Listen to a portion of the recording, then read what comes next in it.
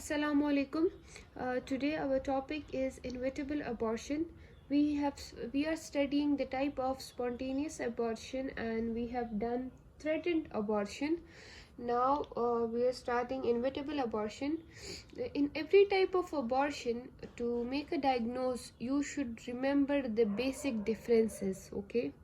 So, in inevitable abortion, what is the pathophysiology? This results from prostaglandin release as placenta and membrane separates from the uterine wall.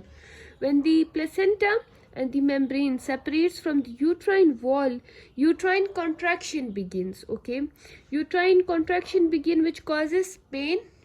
You should remember that uterine contraction begins, it causes pain, which is going to be one sign of inevitable abortion. This uterine contraction causes cervical dilation, so opening of the cervical os is going to be another sign, and there is opened internal os. Okay, in inevitable abortion, the hallmark of inevitable abortion is opened internal os, and it differentiates it from threatened abortion. So, what are the clinical features? Inevitable abortion means that the process of abortion has begun, okay, and cannot be stopped or reversed, right? Once the internal os has uterine contraction have started, there is cervical dilation, and there is opened internal os, the process cannot be reversed or stopped. So the patient presents to the emergency with vaginal bleeding and with crampy abdominal pain. Okay, this is the characteristic of inevitable abortion, that the blood loss is bright red in color and is heavier than in threatened abortion, and some tissue is associated with passage of clots, and abdominal pain. The pain of inevitable abortion is rhythmical and resembles normal labor pain because uterine contractions are there, so the pain here resembles normal labor pain. Okay, and sometimes the pain is so severe that it may require analgesics. Okay, so what do we see on examination of a patient with complaint of heavy vaginal bleeding and crampy abdominal pain, and she is pregnant as well? So on examination, on speculum examination, the vagina may be full of blood clots because of active bleeding, and active bleeding coming through the cervix as well, and we may see the bag of membranes bulging through the dilated cervix. Okay, if the internal os is open, so the membranes may be bulging out. And on by manual examination, the uterus is firm, contractions have begun, so the uterus is firm, there it is tender and maybe smaller than gestational age. The internal os is open, through which the products of conception can easily be palpated with examination. So for confirmation, if we perform ultrasound, what do we see on ultrasound? On ultrasound examination, the diagnosis of inevitable abortion is made purely on clinical ground. Okay, it is made purely on clinical ground. If we see active vaginal bleeding, crampy abdominal pain, there is vagina is full of blood clots and bulging of membranes, uterus tender, internal os is cribbed, so we are confirmed that it is an inevitable abortion.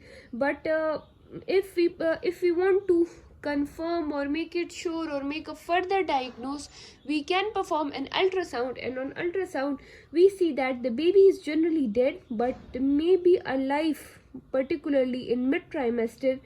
And if it is dead, so how do you know the baby is dead when there is no fetal heart rate?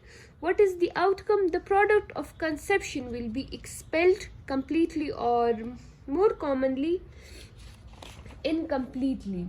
Occasionally, the woman may go into shock, either secondary to hemorrhage or out of proportion to blood loss. So then, how are we going to treat such a case? The aim of management is to evacuate the uterus, okay? And the name inevitable abortion is self-explanatory, which means the pregnancy cannot continue.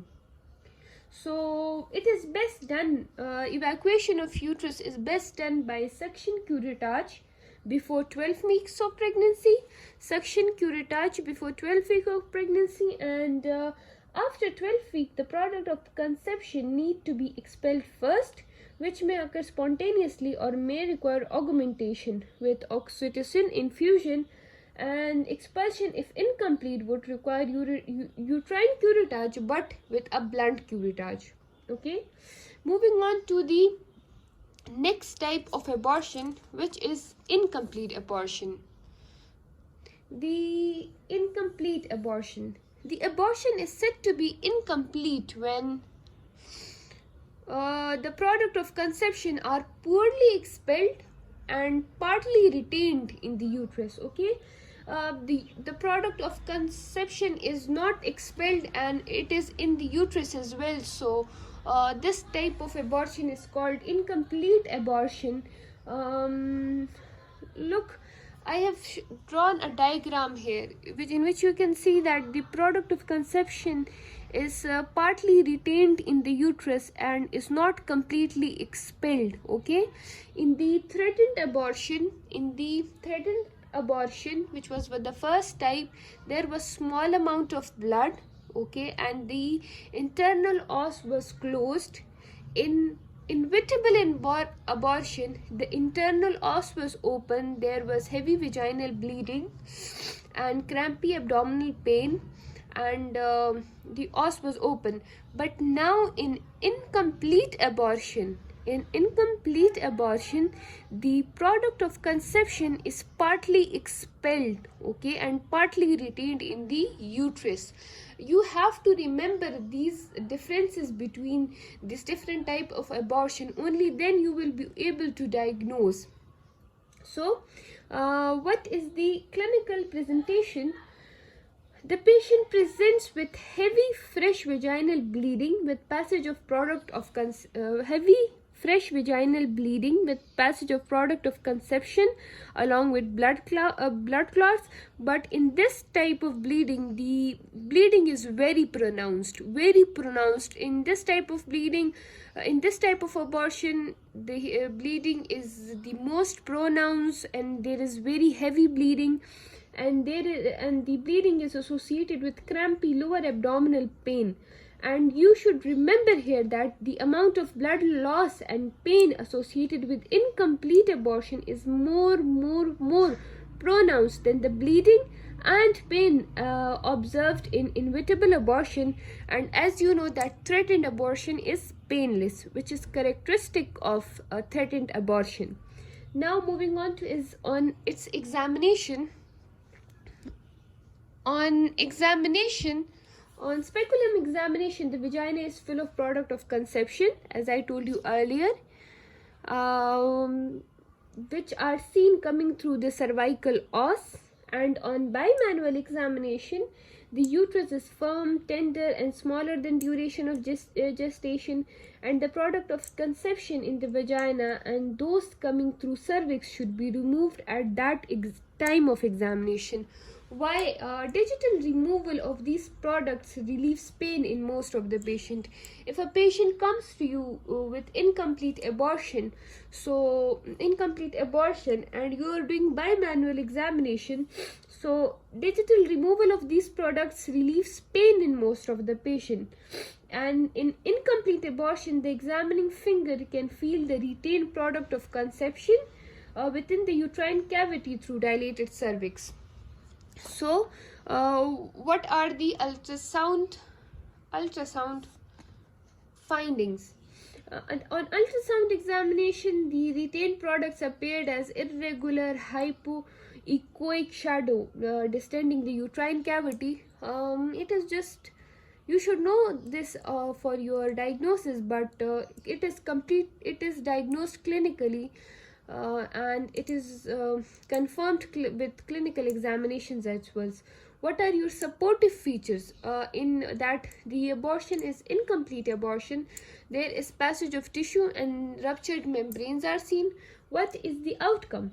Incomplete abortion is already a lost pregnancy, right? You should remember this, that it is already a lost pregnancy.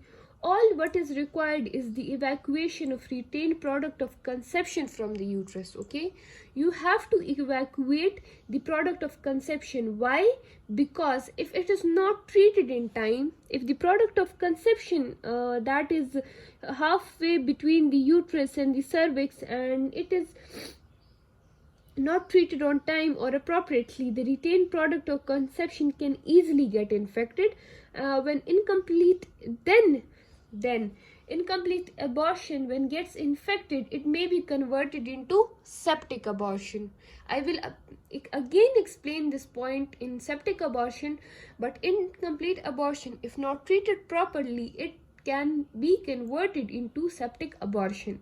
What is the management? Supportive management is very important because there is heavy bleeding. The average blood loss in case of incomplete abortion is generally heavy and requires urgent treatment. The evacuation of uterus in this type of abortion is done in emergency, and the product of conception from vagina, cervix, and uterine cavity is removed digitally, and dilation and evacuation is done for the rest of the uterine cavity, and the cavity is curated gently with blunt and not a sharp curettage. Okay, you should remember here that for heavy bleeding, resuscitation is important, and blood transfusion is important, so you should maintain IV line and send blood samples for cross matching, etc., and start IV blood transfusion if the woman has presented to you with heavy blood loss. And why do we administer IV oxytocin? Because it promotes uterine contraction from uterine wall. It will help the gynecologist in performing the procedure easily. It will reduce the blood loss. It will minimize the chance of uterine perforation. Okay, so moving to the next type of abortion, which is complete abortion. As the name shows,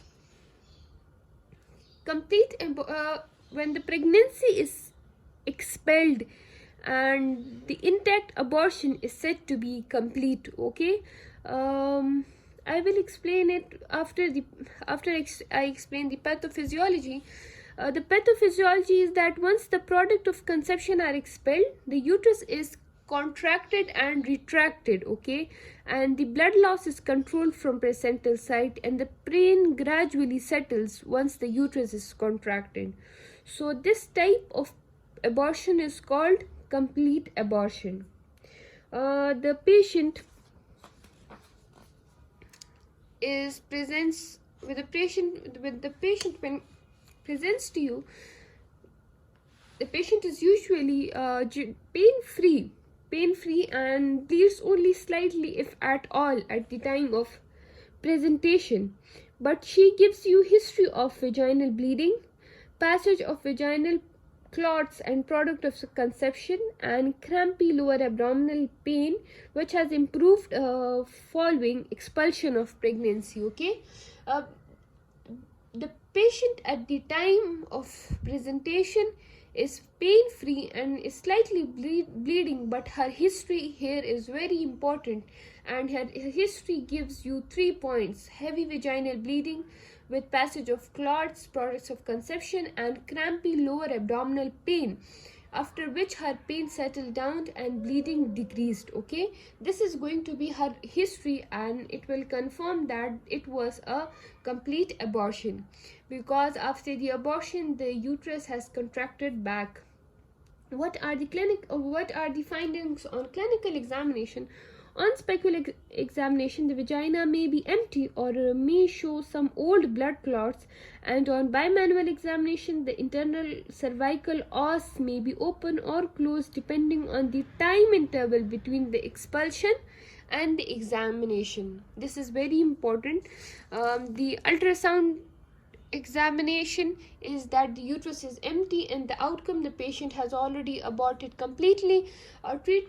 Treatment as about treatment, it is not treated any further, but as indicated by name, complete abortion is not treated further in many centers, but still the patient is followed for any irregular vaginal bleeding, and it is believed that the patient of complete abortion should have evacuation done.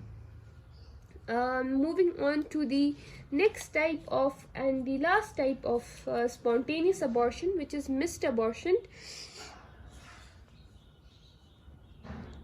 Missed abortion or missed miscarriage is defined as intrauterine fetal demise before 24 weeks gestation, and the uterus makes no attempt to expel it. Okay, the uterus is dead, the fetus is dead in the uterus before the 24 weeks of gestation, but the uterus has not made any attempt of expelling it. This is missed abortion. Look, there is a fetus in the uterus before 24 weeks gestation. It is dead, it has no heart activity, but the uterus has not yet made any attempt to expel it. So it can be also defined as it refers to a gestational sac containing a dead embryo before 24 weeks of gestation without clinical symptoms of expulsion. What are the clinical features? Usually the patient is asymptomatic patient, but the presenting complaint includes a regression of pregnancy symptoms such as nausea, vomiting, urinary frequency, and breast changes. The patient said that I don't feel any of my pregnancy symptoms which I had. Then there is failure of fundal height growth or reduction in fundal height in proportion to the gestational age. There is failure of fetal movement. The mother complains of failure of fetal movements to appear at expected duration of gestation, or there is loss of fetal movement. And pain is not a prominent feature of missed abortion, but in some cases, in 1000 cases, the patient may complain of pain. And then we go for examination. On per speculum examination, there is absolutely normal or a small amount of dark blood present in the vagina. Okay, and on bimanual examination, uterus is soft, non-tender, and of a size smaller than the duration of gestation. So in missed abortion, the diagnosis is made on the basis of ultrasound examination and the history of the mother, that her pregnancy symptoms have regressed and her fundal height growth has stopped. She does not feel fetal movements, and then we go for ultrasound. And on ultrasound, diagnosis is confirmed. On ultrasound, fetal cardiac activity is absent. Okay, look, there is a fetus in the uterus and the internal os is closed, there is no bleeding, there is no complaint, and the placenta is intact, but there is no fetal activity, and the fetus is dead within the uterus, and the uterus has not yet made any attempt to expel it out. So this type of abortion is called a missed abortion.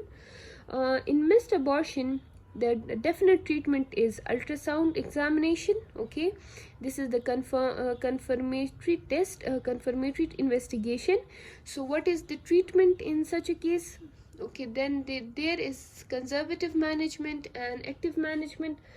In generally, missed abortion is expelled spontaneously in up to 80% of patients within 2 weeks of diagnosis, and only 10% of patients remains undelivered beyond 3 weeks. So by simple observation has the advantage that spontaneous expulsion is often complete. Okay, and if the expulsion is incomplete, evacuation is easy in the presence of dilated cervix, if the uterus does not expel the dead fetus itself, then active management is done.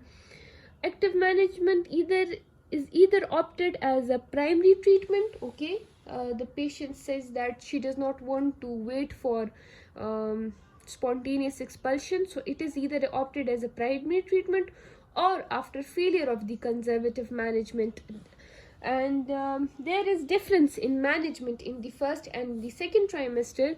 In the if the it is a if it is a missed abortion in the first trimester, then suction curettage is the method of choice for the evacuation of uterus in patient with less than 12-week gestation, and in such cases the cervical os is closed, which would need dilation, and the difficulty can easily be overcome by inserting a 3 milligram prostaglandin.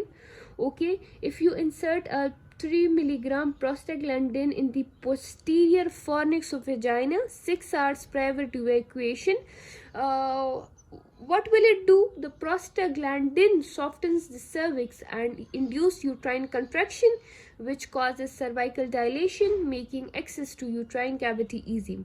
And what if the patient comes with second trimester missed abortion? Then suction curettage is not recommended. In second trimester, suction curettage is not recommended. Suction curettage is recommended in first trimester. You should remember this for your MCQs. In missed abortion, suction curettage is done in first trimester abortion, and in second trimester abortion, the treatment choice is induction of labor, and it may be done with oxytocin, but oxytocin need to be administered in higher dose and for a longer period of time to induce labor, or prostaglandins are available in form of injections to oral tablets or vaginal gels to induce labor.